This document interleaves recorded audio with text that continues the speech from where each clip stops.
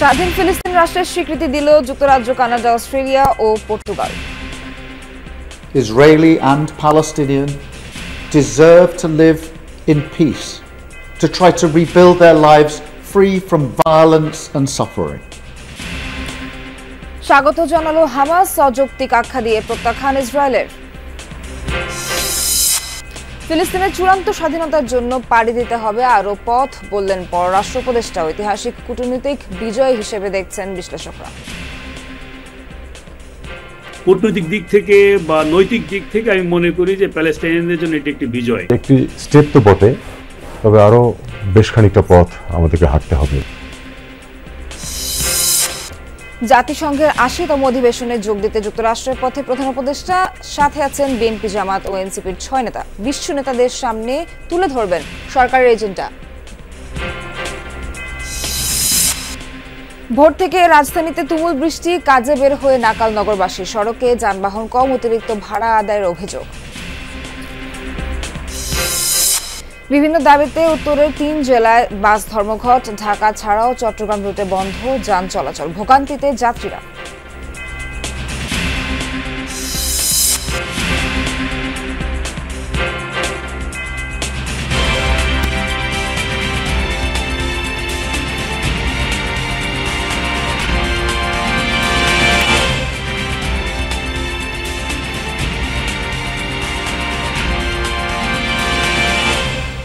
শুভ সকাল, স্বাগত সবাইকে, আমন্ত্রণ যমুনা নিউজ। এতক্ষণ শিরোনাম দেখছিলেন, পুরো খবর জানাতে সঙ্গে আছি নাবিলা সোহার।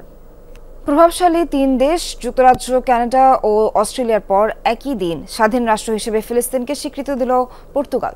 রোববার আনুষ্ঠানিক বার্তা দেয় দেশগুলো, জানায় চলমান ইসরায়েলি আগ্রাসনের মুখে ২ রাষ্ট্রভিত্তিক সমাধানকে পুনরুজ্জীবিত করতেই এই সিদ্ধান্ত। এ নিয়ে ফিলিস্তিনকে স্বীকৃতি দেয়া মোট দেশের সংখ্যা দাঁড়ালো ১৫১তে। বেলফোর ঘোষণার মাধ্যমে ১০০ বছরেরও বেশি সময় আগে ফিলিস্তিনে ইসরায়েল প্রতিষ্ঠার ঘোষণা দেয় যুক্তরাজ্য। ১ শতাব্দী পর এবার সেই ফিলিস্তিনকেই স্বাধীন রাষ্ট্রের স্বীকৃতি দিল দেশটি। রোববার এক ভিডিও বার্তায় আনুষ্ঠানিকভাবে ফিলিস্তিনকে স্বীকৃতির ঘোষণা দেন ব্রিটিশ প্রধানমন্ত্রী কেইর স্টারমার। জানান ২ রাষ্ট্রভিত্তিক সমাধানকে পুনরুজ্জীবিত করতেই লন্ডনের এই সিদ্ধান্ত। আজ থেকে যুক্তরাজ্য ফিলিস্তিনকে স্বাধীন রাষ্ট্র হিসেবে স্বীকৃতি দিচ্ছে। মধ্যপ্রাচ্যে ক্রমবর্ধমান ভয়াবহতার মুখে শান্তির সম্ভাবনাকে বাঁচিয়ে রাখার জন্য আমরা কাজ করছি, যার অর্থ একটি নিরাপদ, সুরক্ষিত ইসরায়েল এবং কার্যকর ফিলিস্তিন রাষ্ট্র। Israeli and Palestinian deserve to live in peace. যৌথ বিবৃতিতে ফিলিস্তিনকে স্বাধীন ঘোষণা করে নিজেদের সিদ্ধান্ত জানায় অস্ট্রেলিয়া। প্রধানমন্ত্রী অ্যান্থনি আলবানিজ ও পররাষ্ট্রমন্ত্রী পেনি ইয়ং স্বাক্ষরিত এক বিবৃতিতে নিশ্চিত করা হয় বিষয়টি। এর আগে G7 জোটের প্রথম দেশ হিসেবে ফিলিস্তিনকে স্বীকৃতি দেয় কানাডা। ফিলিস্তিন ও ইসরায়েলের জন্য শান্তিপূর্ণ ভবিষ্যৎ করে তোলার প্রতিশ্রুতি দিয়ে বিবৃতি দেন প্রধানমন্ত্রী মার্ক কার্নি। প্রভাবশালী এই ৩ দেশ মিলিয়ে ফিলিস্তিনের সার্বভৌমত্বকে স্বীকৃতি দেয়া দেশের সংখ্যা দাঁড়ালো পুরো বিশ্বের ৭৫%-এরও বেশি। সোমবার এ তালিকায় যুক্ত হবে আরেক পশ্চিমা দেশ, ফ্রান্স। অনিক রহমান, যমুনা নিউজ। যুক্তরাজ্য, কানাডা, অস্ট্রেলিয়ার স্বীকৃতি ফিলিস্তিনের স্বাধীনতার পক্ষে একটি তাৎপর্যপূর্ণ পদক্ষেপ। বিবৃতিতে এমন প্রতিক্রিয়া জানিয়েছে স্বাধীনতাকামী সংগঠন হামাস। ফিলিস্তিনকে স্বাধীন রাষ্ট্র হিসেবে স্বীকৃতির ঘোষণার পরপরই টেলিগ্রামে একটি বার্তা প্রকাশ করে হামাস। প্রভাবশালী দেশগুলোর এমন সিদ্ধান্তের প্রশংসা করে গোষ্ঠীটি। পাশাপাশি ইসরায়েলকে সব ধরনের সহায়তা বন্ধে জাতিসংঘ, মানবাধিকার সংস্থা, আন্তর্জাতিক সম্প্রদায়ের প্রতি জোরালো আহ্বান জানায়। স্বাধীন রাষ্ট্র হিসেবে ফিলিস্তিনকে যুক্তরাজ্য, কানাডা ও অস্ট্রেলিয়া স্বীকৃতি প্রত্যাখ্যান করেছে ইসরায়েল। এমন পদক্ষেপকে অযৌক্তিক আখ্যা দিয়েছে তেল আবিব। প্রধানমন্ত্রী বেনিয়ামিন নেতানিয়াহুর দাবি, সন্ত্রাসবাদের জন্য বড় পুরস্কার এই স্বীকৃতি। ৭ অক্টোবরের গণহত্যার পরও যেসব নেতারা ফিলিস্তিনকে স্বীকৃতি দিচ্ছেন তাদের জন্য স্পষ্ট বার্তা দিতে চাই, আপনারা সন্ত্রাসবাদকে বিরাট পুরস্কার দিচ্ছেন। আরও একটি বার্তা দিতে চাই, ফিলিস্তিনি রাষ্ট্র প্রতিষ্ঠা হবে না। বহু বছর ধরে অভ্যন্তরীণ এবং আন্তর্জাতিক প্রচণ্ড চাপ সত্ত্বেও এই সন্ত্রাসী রাষ্ট্র প্রতিষ্ঠা রোধ করেছি। কানাডা, অস্ট্রেলিয়া, যুক্তরাজ্য, পর্তুগাল প্রভাবশালী পশ্চিমা দেশগুলোর ফিলিস্তিনকে স্বীকৃতির ঘটনাকে স্বাগত জানিয়েছে বাংলাদেশ। জন্মলগ্ন থেকেই বাংলাদেশের ফিলিস্তিনের পক্ষে উল্লেখ করে পররাষ্ট্র উপদেষ্টা বলছেন, এই স্বীকৃতি চূড়ান্ত স্বাধীনতা প্রাপ্তির ক্ষেত্রে একটি পদক্ষেপ। তবে ফিলিস্তিনের জনগণকে আরও পথ পাড়ি দিতে হবে বলে মনে করেন তিনি। নিউ ইয়র্কে তৌহিদ হোসেনের সাথে কথা বলেছেন সহকর্মী মাহফুজ মিশু। ফিলিস্তিন ৭৫ বছরের বেশি সময় ধরে নির্যাতিত এই ভূখণ্ডের মানুষ। ইসরায়েলি আগ্রাসন আর মানবাধিকার লঙ্ঘনের ঘটনা এখানকার দৈনন্দিন বাস্তবতা। স্বাধীনতার পরপরই বাংলাদেশকে রাষ্ট্র হিসেবে ইসরায়েল স্বীকৃতি দিতে চাইলেও তা প্রত্যাখ্যান করে ফিলিস্তিনিদের প্রতি সমর্থন জানায় ঢাকা। গত ৫ দশকেরও বেশি সময় ধরে সে অবস্থানে অটুট বাংলাদেশ। তাই পশ্চিমা ৩ দেশের ফিলিস্তিনিদের স্বীকৃতির ঘটনায় উচ্ছ্বসিত বাংলাদেশও। ফিলিস্তিনের প্রতি আমাদের যে সমর্থন, সেটা একেবারে সে মুক্তিযুদ্ধের সময় থেকে শুরু করে, তখনকার সরকার থেকে শুরু করে আজকে পর্যন্ত সরকার পরিবর্তন হয়েছে, কিন্তু এটার কিন্তু কোনো ব্যত্যয় হয়নি। তো সেই হিসাবে আমরা এটাকে ওয়েলকাম করি। কানাডা, যুক্তরাজ্য, অস্ট্রেলিয়া ও পর্তুগালের স্বীকৃতির মধ্য দিয়ে ১৫১ দেশের প্রত্যক্ষ সমর্থন পেল স্বাধীনতাকামী ফিলিস্তিনিরা। এটা স্বাধীন ফিলিস্তিন রাষ্ট্র গঠনে কি ভূমিকা রাখবে জানতে চেয়েছিলাম পররাষ্ট্র উপদেষ্টার কাছে। টু স্টেট সলিউশনের দিকে যেতে গেলে কিন্তু আমাদের এক ধরনের ঐক্যমত্য লাগবে সমস্ত পৃথিবীতেই। সেটাতে আমরা কেন উপনীত হতে পারিনি, এটা তো আপনারা জানেন। একটা স্টেপ অবশ্যই যে 3টি গুরুত্বপূর্ণ দেশ, বিশেষত যুক্তরাজ্য, তারা যে এত বড় একটা স্টেপ নিতে পেরেছে, আমি মনে করি এর জন্য আমি সাধুবাদ দিই। এটা একটি, আপনি যেটা বলছেন যে একটি স্টেপ তো বটে, তবে আরো বেশ খানিকটা পথ আমাদেরকে হাঁটতে হবে। এবার জাতিসংঘ সাধারণ পরিষদেও গাজায় ইসরায়েলের চলমান আগ্রাসন নিয়ে বিতর্ক হবে সদস্য দেশগুলোর মধ্যে। যুক্তরাষ্ট্রের 3 মিত্র দেশ যুক্তরাজ্য, অস্ট্রেলিয়া ও কানাডার ফিলিস্তিনকে স্বীকৃতির মধ্য দিয়ে আসন্ন জাতিসংঘ সাধারণ পরিষদের বিতর্কে প্যালেস্টাইন ইস্যু আরও গুরুত্বপূর্ণ হয়ে উঠল।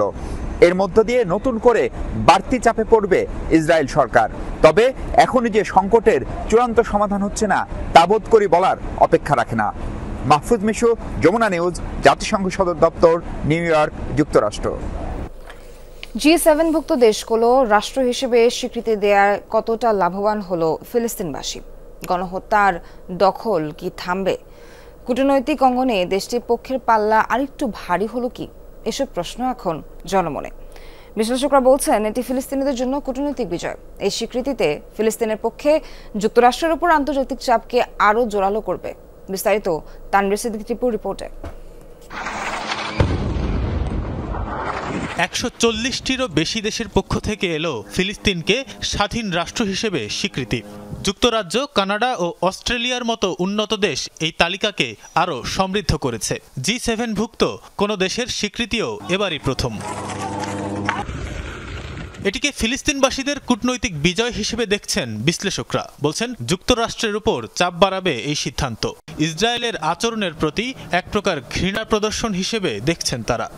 কূটনৈতিক দিক থেকে বা নৈতিক দিক থেকে আমি মনে করি যে প্যালেস্টাইনিয়ানদের জন্য এটি একটি বিজয়। যুক্তরাষ্ট্রের উপরে একটা চাপ সৃষ্টি হবে ইসরায়েলের প্রতি, বা ইসরায়েলের এই আচরণের প্রতিও কিন্তু এক ধরনের মানে ইউরোপিয়ান দেশগুলো বা বৈশ্বিকভাবে সেটার প্রতি এক ধরনের মানে আমি বলবো যে অভিঘাত বা সেটার প্রতি এক ধরনের ঘৃণারই একটি মানে প্রদর্শন মানে হতে পারে এই ধরনের স্বীকৃতির মাধ্যমে।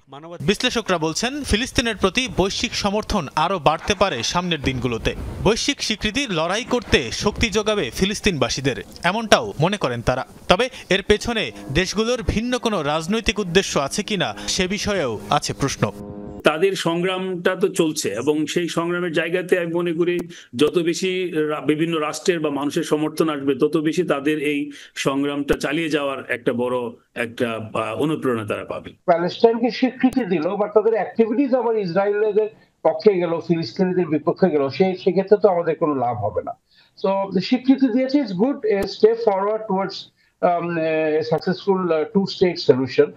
বাট আমি জানি না এটা কতটুকু সফল হবে। নিশ্চয়ই এটার ভিতরে অন্তর্নিহিত কোনো এজেন্ডা থাকতে পারে। এটাও হতে পারে যে এই 3 রাষ্ট্র তাদের ইন্টারনাল পলিটিক্সের কারণে এই স্বীকৃতিটা দিয়েছে। কূটনৈতিক মহলে এই ঘটনা আলোড়ন ফেলবে সে ব্যাপারে একমত বিশ্লেষকরা। তবে সব সমীকরণেই স্বাধীন রাষ্ট্র গঠনের দিকে আরও এক ধাপ এগিয়ে গেল প্যালেস্টাইনবাসী। তানফির সিদ্দিক টিপু, যমুনা নিউজ, ঢাকা। জাতিসংঘ সাধারণ পরিষদে অংশ নিতে নিউ ইয়র্কের পথে প্রধান উপদেষ্টা ডক্টর মোহাম্মদ ইউনূস। বিশ্ব নেতাদের এই আসরে অন্তর্বর্তী সরকারের এজেন্ডা তিনি তুলে ধরবেন বলে জানিয়েছেন পররাষ্ট্র উপদেষ্টা তৌহিদ হোসেন। মার্কিন প্রেসিডেন্ট ডোনাল্ড ট্রাম্পের সাথে সাক্ষাৎ ছাড়াও বেশ কয়েকজন রাষ্ট্র ও সরকার প্রধানের সাথেও দ্বিপাক্ষিক বৈঠক করবেন তিনি। নিউ ইয়র্ক থেকে মাহফুজ মিশুর রিপোর্ট। সোমবার প্রথম প্রহরে নিউ ইয়র্কের উদ্দেশ্যে ঢাকা ছেড়েছেন প্রধান উপদেষ্টা প্রফেসর মোহাম্মদ ইউনূস। উপদেষ্টা পরিষদের সদস্য ও বিভিন্ন মন্ত্রণালয়ের কর্মকর্তা ছাড়াও সরকার প্রধানের এবারের সফর সঙ্গী বিএনপি, জামায়াত ও এনসিপির শীর্ষ কয়েক নেতা। এবছর প্রতিষ্ঠার ৮০তম বার্ষিকী উদযাপন করছে জাতিসংঘ। এরই মধ্যে নিউ ইয়র্কে পৌঁছেছেন অনেক দেশের সরকার ও রাষ্ট্রপ্রধান। ১৪০ দেশের শীর্ষ নেতারা আসছেন এবারের সম্মেলনে। ম্যানহাটন সহ পুরো নিউ ইয়র্ক জুড়ে তাই কয়েক স্তরের নিরাপত্তা। সম্মেলনে আসা শীর্ষ নেতাদের সম্মানে ২৪ সেপ্টেম্বর নৈশভোজের আয়োজন করছেন মার্কিন প্রেসিডেন্ট ডোনাল্ড ট্রাম্প। সেখানেই তার সাথে দেখা হবে প্রফেসর মোহাম্মদ ইউনূসের। দেখুন, এমনিতে যুক্তরাষ্ট্রের প্রেসিডেন্টের সাথে তো একটা ওই যে ডিনার, যেটাতে উনি তো অ্যাটেন্ড করবেনই। এছাড়া কিন্তু যুক্তরাষ্ট্রের প্রেসিডেন্টের সাথে কখনোই দ্বিপাক্ষিক হয় না। অনেকে একটা ভাব দেখায়, ছবি তোলে, কিন্তু আসলে আমরা দেখে এসেছি আগে, কিন্তু আসলে কিন্তু দ্বিপাক্ষিক সভা হয় না। এই একটা রিসেপশন উনি দেন যেখানে সবাই হাজির থাকে, সেখানেই তার সাথে দেখা হবে, হয়তো একটু সৌজন্য বিনিময় হবে, সেটা হতে পারে, কিন্তু সত্যিকার অর্থে দ্বিপাক্ষিক সভা যেটাকে বলা হয় সেটা হবে না, সম্ভাবনা। অধিবেশনের বাইরেও জাতিসংঘ মহাসচিব, পাকিস্তান ও ফিনল্যান্ডের প্রধানমন্ত্রী সহ কয়েকটি দেশ ও আন্তর্জাতিক সংস্থার প্রধানের সাথে বৈঠক করবেন প্রধান উপদেষ্টা। আগে বলতে চাই না এই কারণে যে আমি বললাম ৫টা দেশের নাম বললাম, তার মধ্যে একটা দেখা গেলো কোনো কারণে হলো না, এটা নিয়ে অনেক স্পেকুলেশন হয়। ওনাদের প্রোগ্রাম আমাদের প্রোগ্রাম কনফ্লিক্ট করতে পারে অনেক সময়, যে কারণে আমরা আগে বলতে চাই না। বাট কিছু বাইলেটারালস হবে এখানে, আমার নিজেরও কিছু বাইলেটারালস হবে। ২৬ সেপ্টেম্বর জাতিসংঘে বাংলায় ভাষণ দেবেন তিনি। সেখানে মূলত ৫ আগস্ট পরবর্তী বাংলাদেশ ও তার সরকারের বিভিন্ন সংস্কার উদ্যোগ তুলে ধরবেন সরকার প্রধান। ২৬ তারিখে উনি তার বক্তব্য রাখবেন, সেটা আপনারা তখন জানতে পারবেন যে এক্স্যাক্টলি কি। এটাতে তো ন্যাচারালি তার সরকারের যেই এজেন্ডা সেটা সম্বন্ধে উনি বলবেন, আন্তর্জাতিক বিষয়দের উপরে উনি বলবেন, এগুলি তো থাকবেই, এটা আমরা দেখব তখন। আগামী ৩০ সেপ্টেম্বর রোহিঙ্গা সংকট নিয়ে জাতিসংঘের বিশেষ অধিবেশনে যোগদান শেষে ঢাকা ফিরবেন প্রফেসর মোহাম্মদ ইউনূস। মার্কিন প্রেসিডেন্ট ডোনাল্ড ট্রাম্প সহ এবারের এই সম্মেলনে অংশ নিচ্ছেন অন্তত ১৪০টি দেশের সরকার অথবা রাষ্ট্রপ্রধান। তাদের সঙ্গে সাক্ষাৎ হচ্ছে প্রধান উপদেষ্টা ডক্টর মোহাম্মদ ইউনূসের। সেখানে অন্তর্বর্তী সরকারের বিভিন্ন এজেন্ডা তুলে ধরার পাশাপাশি সেই সব দেশকে বাংলাদেশ নিয়ে ইতিবাচক বার্তা সরকার দিতে চায়। মাহফুজ মিশু, যমুনা নিউজ, জাতিসংঘ সদর দপ্তর, নিউ ইয়র্ক, যুক্তরাষ্ট্র। রাজধানী ঢাকায় ভোর থেকে হচ্ছে মুষলধারে বৃষ্টি। রাজধানীর বিভিন্ন এলাকায় জলাবদ্ধতা সৃষ্টি হয়েছে। এ বিষয়ে আরও জানাতে যুক্ত হচ্ছেন সহকর্মী শামীম রেজা ও রাজীব আহমেদ। শুরুতে শামীমের কাছে যেতে চাই। শামীম, এখন আপনি কোন এলাকায় আছেন এই মুহূর্তে? সেখানে কিরকম বৃষ্টি হচ্ছে? স্কুল কলেজগামী শিক্ষার্থী, অফিসগামী মানুষ যারা আছেন তাদের ভোগান্তি কোন পর্যায়ে আছে জানাবেন। হ্যাঁ সোহার, ভোর আসলে 5:30 থেকেই বৃষ্টি হচ্ছে এবং সেই বৃষ্টিতে আমি আসলে বিমানবন্দর এলাকায় ছিলাম সেই সময় থেকেই, এবং আসলে দেখতে পাচ্ছেন আমি নিজেই আসলে হাঁটু পানিতে দাঁড়িয়ে আছি। এটাই বিমানবন্দর এলাকার আসলে এখনকার চিত্র। আর কিছুক্ষণ আগেই আসলে দেখছিলেন যে আমি যখন দাঁড়িয়ে আছি সেই অবস্থায় যখন আসলে গাড়ি যাচ্ছে তখন সেই পানি আসলে হাঁটুর উপরে গিয়ে ঠেকছে। এই মুহূর্তে আসলে যারা এখন বিমানবন্দরে আসছেন, যারা দেশের বাইরে যাবেন, সেই সব যাত্রীদের আসলে তীব্র ভোগান্তি আমরা এখানে দাঁড়িয়ে থাকা অবস্থায় আসলে দেখেছি যে যারা এখন বিমানে যাওয়ার জন্য এসেছেন, তারা এই সড়ক দিয়ে যাওয়ার সময় একজনকে দেখেছি তিনি পড়ে গেছেন পানিতে। এবং এমনও আমার সামনেই দেখছি যে এইমাত্র একটা সিএনজি আসলে যাত্রী নিয়ে যেতে মাঝ পথেই আসলে আটকে গেছে।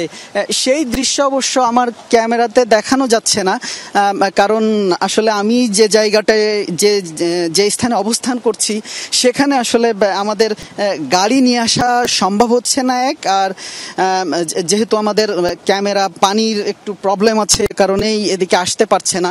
তবে সব মিলিয়ে পুরা বিমানবন্দর এলাকার পরিস্থিতি যদি একটু দেখাতে চাই, সেটা আসলে ভিজুয়াল দেখতেই পাচ্ছেন।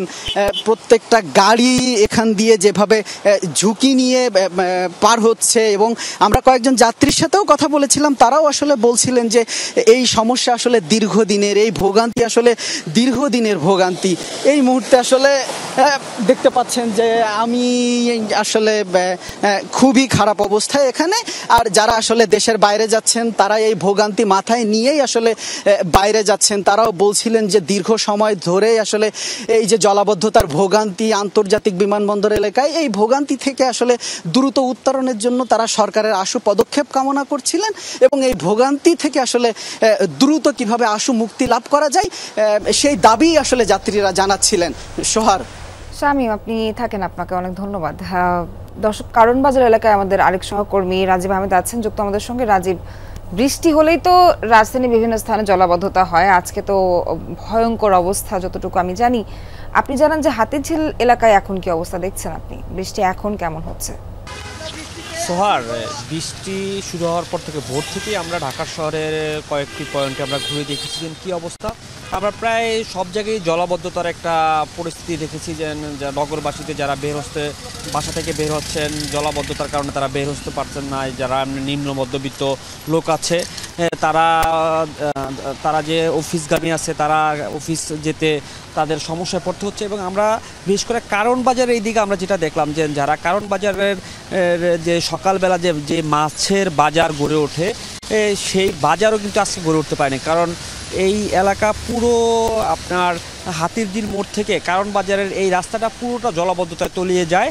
এবং এই জন্য আপনার নিম্ন যারা শ্রমজীবী লোক ছিল তাদের আজকের যেই কর্মব্যস্ততা তারা অনেকটাই করতে পারেননি, এবং তারা আমাদেরকে জানিয়েছেন যে একটু বৃষ্টি হলেই এই কারণ বাজারের এই রাস্তাটা তলিয়ে যায়। এবং এক্ষেত্রে তারা বিশেষ করে দুষছেন যারা যে ড্রেন পরিষ্কার না করা এবং আপনার ম্যানহোলগুলার যথাযথ প্রক্রিয়া অনুযায়ী যেই পদক্ষেপ নেওয়া দরকার সেটা না হওয়ার কারণে জলাবদ্ধতার সৃষ্টি হচ্ছে। এবং একটু বৃষ্টি হলেই এই এলাকাগুলো এভাবে বৃষ্টিতে বা জলাবদ্ধতার ধারা তো তলিয়ে যায়। তাই তারা চাচ্ছেন যে নগরবাসী যে অল্প করে হলেও যেন প্রত্যেকটা এলাকায় যে পানি নিষ্কাশনের যে ব্যবস্থা এবং জলাবদ্ধতা নিরসনে যে ধরনের পদক্ষেপ নেওয়া দরকার ওই পদক্ষেপগুলোর ব্যবস্থা করানোর জন্য তারা দৌড় জানিয়েছেন। এবং আমরা কয়েকজনের সাথে কথাও বলেছি অফিসগামী, তারা বলছেন যে আজকে এই বৃষ্টির বা জলাবদ্ধতার কারণে যে ভাড়া বিভিন্ন যাতায়াত ভাড়াও অনেকটা তারা বাড়ছে। এবং এক্ষেত্রে আমরা দেখেছি কয়েকজন আপনার যাতায়াত ভাড়ার ব্যাপারে তারা অভিযোগ জানিয়েছেন এবং বলছেন আজকে বৃষ্টি হওয়ার কারণে অন্য তুলনার দিনের চেয়ে আজকে ভাড়া অনেকটাই বাড়তি। তাই তারা চাচ্ছেন যে এইসব জলাবদ্ধতা সহ যে নগর ভোগান্তি কারণ বাজার থেকে বৃষ্টির সর্বশেষ পরিস্থিতি জানাচ্ছিলেন। ধন্যবাদ আপনাকে। শ্রমিকদের ন্যায্য বেতন সহ একাধিক দাবিতে চাঁপাইনবাবগঞ্জ, রাজশাহী আর নাটোর থেকে ঢাকা, চট্টগ্রাম, কক্সবাজার রুটের বাস চলাচল অনির্দিষ্টকালের জন্য বন্ধ ঘোষণা করেছেন শ্রমিকরা। এ বিষয়ে আমরা আরও জানব। নাটোর থেকে যুক্ত হচ্ছেন সহকর্মী নাজবুল হাসান। নাজবুল, হঠাৎ করে এই ধর্মঘটের কারণ কি, আর যে সংকট তৈরি হয়েছে এটা সমাধানে কোনো উদ্যোগ কি নেওয়া হয়েছে কিনা? সোহার, আসলে সকাল থেকেই যে বাসগুলো বন্ধ রয়েছে, এই বাসগুলো বন্ধ থাকার ফলে কিন্তু যাত্রীদের চরম ভোগান্তি সৃষ্টি হয়েছে। এখানে এসে আমরা শ্রমিকদের সাথে কথা বলেছি, তারা বলেছেন যে আসলে তাদের ন্যায্য যেই বেতন সেটা 10-12 বছরেও কিন্তু বাড়েনি। যেই বেতন ছিল, একজন চালক যদি যাতায়াত করে তাকে বেতন দেওয়া হয় 1300 টাকা, এই বেতন কিন্তু তারা আসলে 2000 টাকা দাবি করছেন। এবং যারা সুপারভাইজার রয়েছেন এবং হেল্পার রয়েছেন তারা কিন্তু তাদের বেতন দেওয়া হয় 400 থেকে 570 টাকা, তারাও কিন্তু এই যাতায়াতে 1000 টাকা দাবি করছেন এবং এইটা কিন্তু পূর্ব ঘোষণা দিয়েই তারা এই ধর্মঘটে নেমেছেন এবং দফায় দফায় মালিকদের সাথে কিন্তু বৈঠক হয়েছে। সেই বৈঠকে আসলে এই শ্রমিকদের দাবি দেওয়া মেনে নেওয়া হয়নি, এই জন্যই কিন্তু তারা অনির্দিষ্টকালের জন্য ধর্মঘটের ডাক দিয়েছেন। এখানে এসে যে বিষয়টি জানলাম যে একতা পরিবহনের যেই বাসগুলো রয়েছে সেই বাসগুলো কিন্তু সেই বাসের শ্রমিকরা আসলে ধর্মঘটে অংশগ্রহণ করেনি, তাদেরকে ন্যায্য বেতনই দেওয়া হয়। এছাড়া যে হানি পরিবহন রয়েছে, ন্যাশনাল ট্রাভেলস, গ্রামীণ ট্রাভেলস থেকে শুরু করে অন্য অন্য রুটে যে যাতায়াতকারী যে বাসগুলো রয়েছে সেই বাসগুলোর শ্রমিকরাই আসলে মজুরি বৈষম্যের শিকার হচ্ছেন, তাদের দাবি দেওয়া মেনে নেওয়া হচ্ছে না। তবে যাত্রীদের একটা বিষয় যে একেবারে স্বল্প রুটে যে নাটোর, সিরাজগঞ্জ বা অভ্যন্তরীণ রুটে যেই বাসগুলো চলাচল করে, ঢাকাতেও কিছু লোকাল বাস রয়েছে, সেই বাসগুলো কিন্তু চলাচল করছে।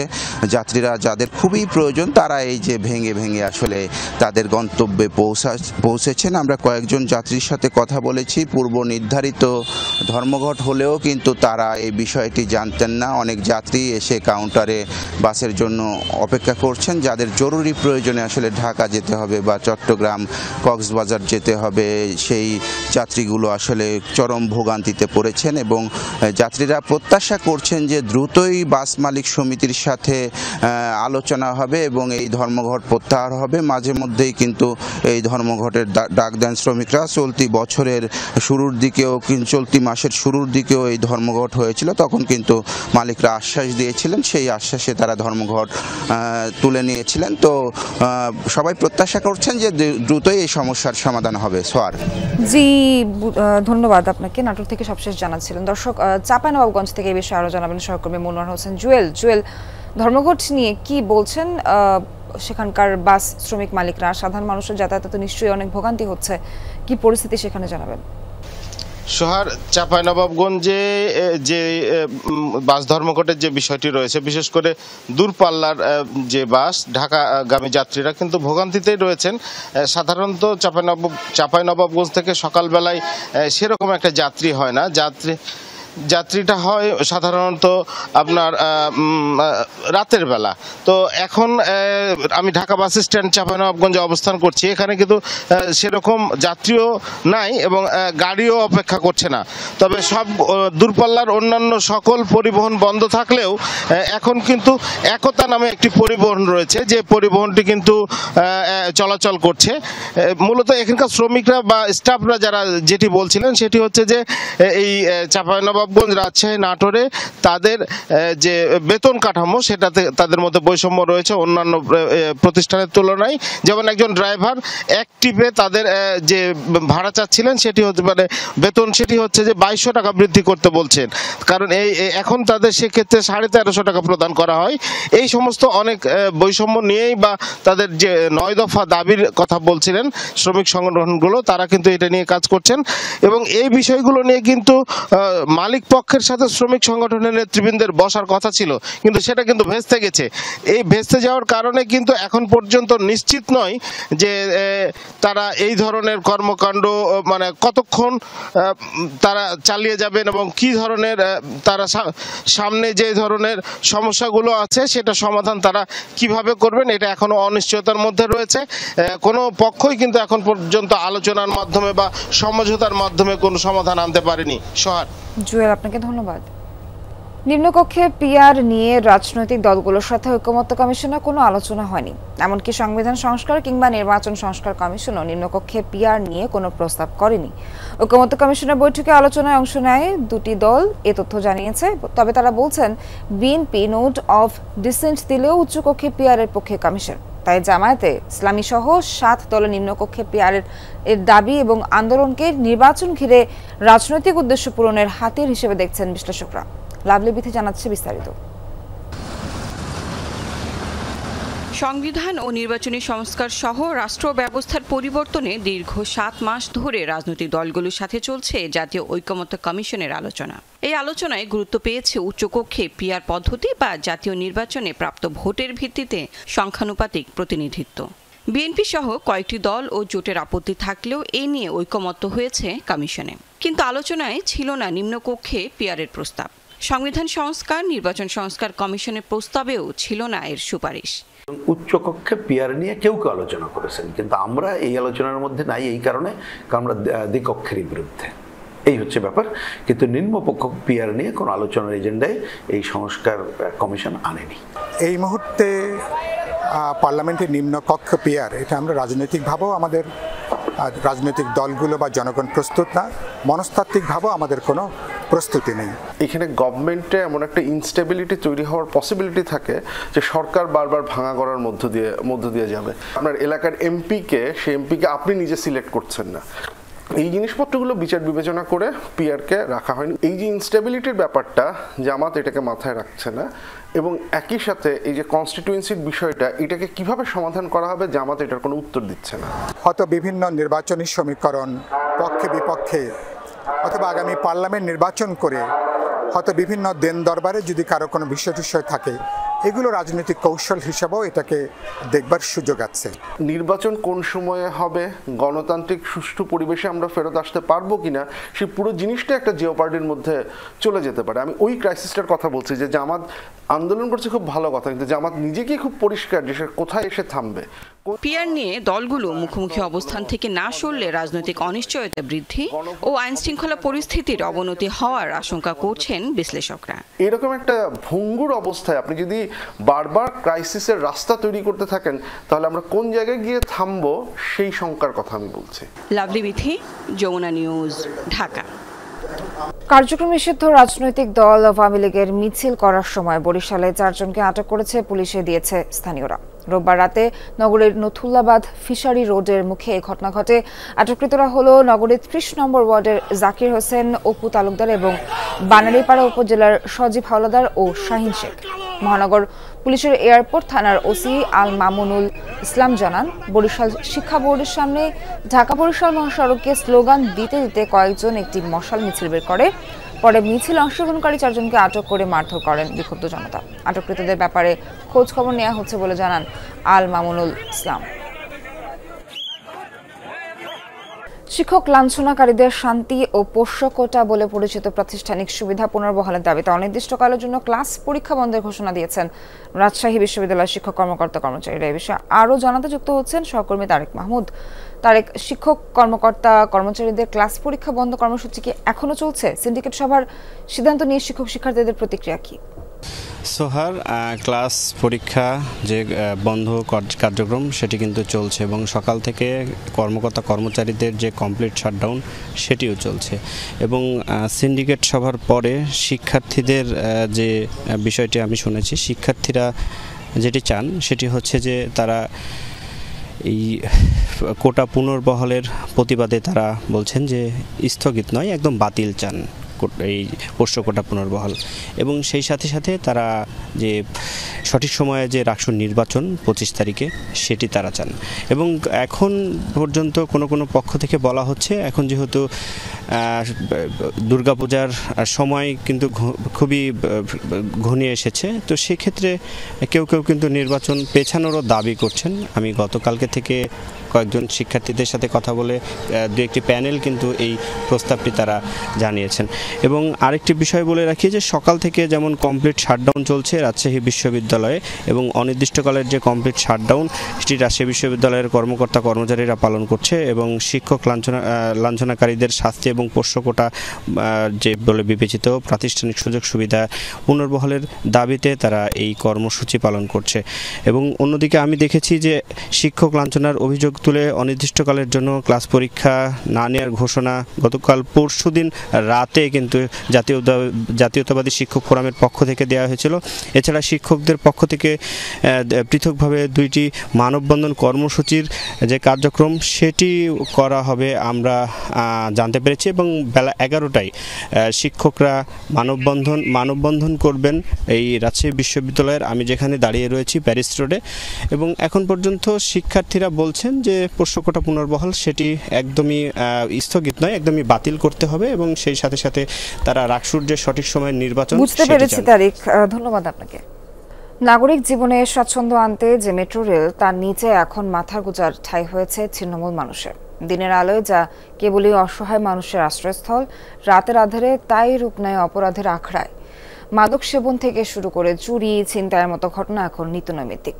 একদিকে শহরের সৌন্দর্যহানি, অন্যদিকে অপরাধের সূতিকাগার হয়ে উঠেছে এসব অস্থায়ী বস্তি। প্রশ্ন উঠছে নগর কর্তৃপক্ষের ভূমিকা ও টেকসই সমাধানের সদিচ্ছা নিয়ে। আরও জানাচ্ছেন রেদওয়ান আহমেদ।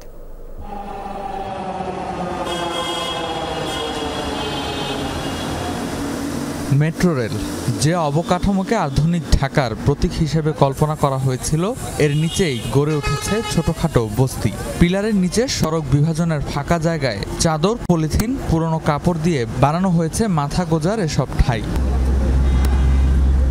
দিনের আলোয় হয়তো তারা অসহায়, কিন্তু রাত গভীর হলেই তাদের অবস্থান ঘিরে জন্ম নেয় আতঙ্ক। মাদকদ্রব্য সেবনের অভিযোগ তো রয়েছেই, নিয়মিত তারা ঘটায় চুরি, ছিনতাইয়ের মতো অপরাধও। ব্রিগেড দিয়ে একজন একটা খুর বের করছে, বের করে আর ওই আমার সাথে যে ছিল ওরে চরথাপড় দিছে, দিয়ে পকেটে টাকা ছিল, টাকা নিয়ে নিছে। ফোন নিয়ে গেছে, আবার মানি ব্যাগে ছিল যে কয় টাকা যেন, কত 2000 না যেন 1800 এরকম সব নিয়ে গেছে, খালি মানি ব্যাগ দিয়ে গেছে। যাত্রা সুযোগ পায় সবারটা নিয়ে চলে যায় ডেন্ডি কররা। আবার ডেন্ডি করে পুলিশরা কিছু বলে না। আবার ভালো মানুষের জায়গা নেই স্যার, ভালো মানুষের কোনো জায়গা নেই, নষ্ট মানুষেরগুলো জায়গা আছে। কি জন্য? পুলিশরা যারা আছে, অন্য অন্য যারা আছে ওদের থেকে ভাগ পাবে, অর্ধেক অর্ধেক দিয়ে যাবে, অর্ধেক নিয়ে যাবে। প্রশাসনের পক্ষ থেকে উচ্ছেদ অভিযান চালানো হলেও দিন কয়েক পরই মানুষগুলো ফিরে আসে পুরনো ডেরায়। চারিদিকে পলিথিন মোড়ানো, উপরে টাঙানো কম্বল এবং নিচে বিছানো আছে পাটি। এমন অস্থায়ী ঘরে থাকতে পারবেন কমপক্ষে 2 থেকে 3 জন। এই অস্থায়ী ঘরগুলোর দেখা মিলবে ঢাকা বিশ্ববিদ্যালয়ের ঠিক মেট্রোর নিচেই। শুধু ঢাকা বিশ্ববিদ্যালয় এলাকায় না, এমন ছিন্নমূল ঘরগুলোর দেখা মিলবে ঢাকা শহরের বিভিন্ন গুরুত্বপূর্ণ পয়েন্টেও, যার ফলে নষ্ট হচ্ছে তিলোত্তমা ঢাকার সৌন্দর্য। অন্যদিকে নগরবাসীর নিরাপত্তা ঝুঁকি বেড়েই চলেছে।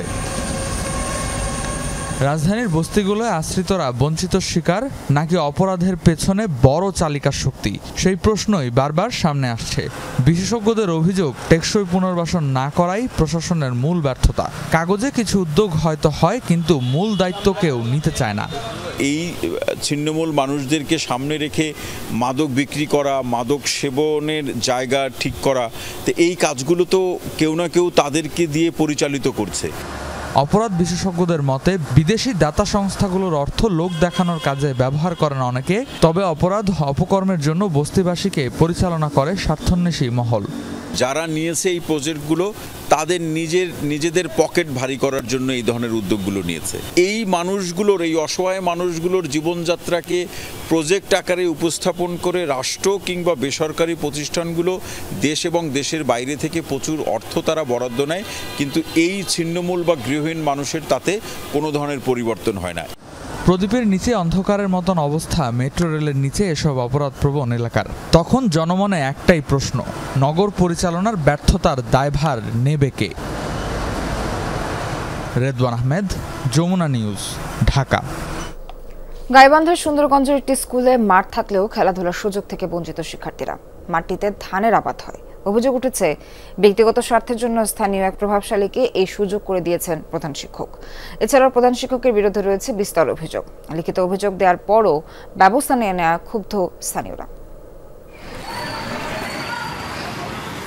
স্কুলের খেলার মাঠেই করা হয়েছে ধানের আবাদ। গেল কয়েক বছর ধরেই গাইবান্ধা সুন্দরগঞ্জের রামদেব দ্বিমুখী উচ্চ বিদ্যালয়ে এমন চিত্র।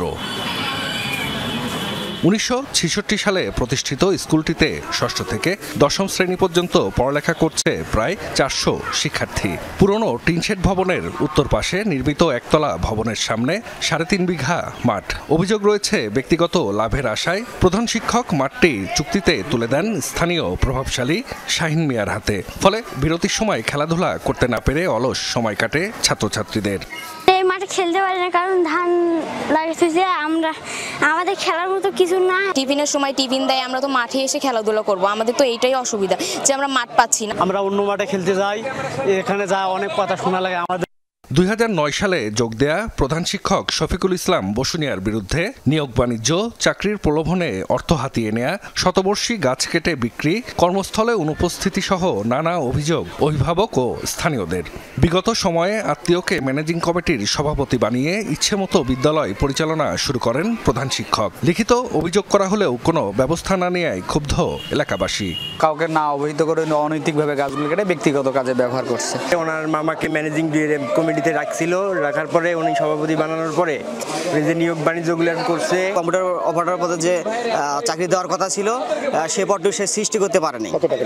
আমার 3 লক্ষ টাকা নেয়। স্কুলের মাঠে ধান চাষ, প্রধান শিক্ষকের স্বেচ্ছাচারিতা, বিগত দিনে আমরা এর প্রতিবাদ জানিয়েছি, কিন্তু কোনো প্রতিকার হয়নি।